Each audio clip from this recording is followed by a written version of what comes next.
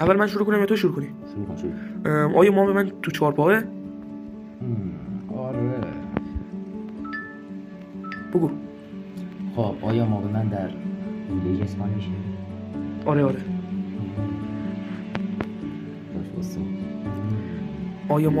آیا ما به من میشه سوارش شد؟ فکر نکنم. آره یا نه؟ نه. چهارپاهه همیشه نمیشه سوارش شد.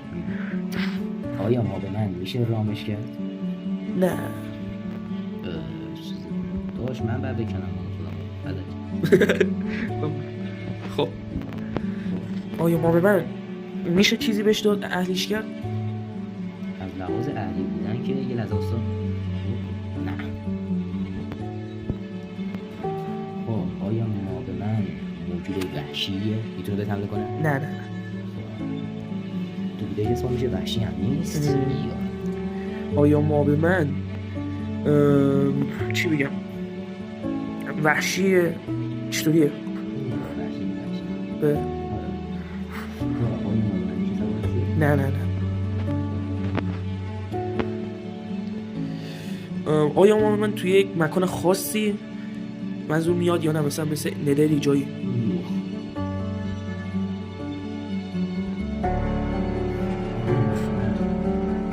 میشه ازش استفاده کرد. آره.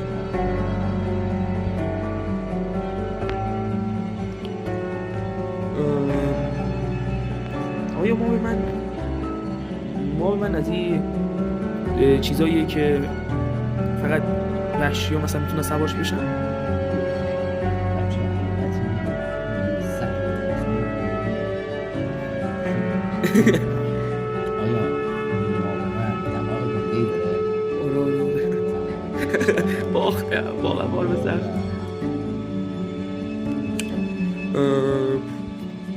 داشت میخواد یه کمکی کنم ولی شکل بچه لای کنم.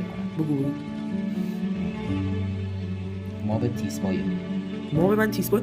آیا ما به من مثل چی خیلی کوچیک یا خیلی بزرگه؟ کوچیک منظور. یس. دارم نزدیک میشم، یه حس خوبی بهم میده. آیا ما به من آیرن و غلام ازش محافظت میکنه؟ آره.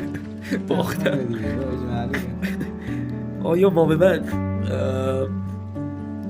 چطور بگم چیز خاصی میخواد، یعنی چیز خاصی دوست داره؟ آره. میشه بگیم آره. یا اول فاز. خب آیا ما به من چیزی نیست جز پیلیجر؟ پیلیجر؟ ها. ویلیج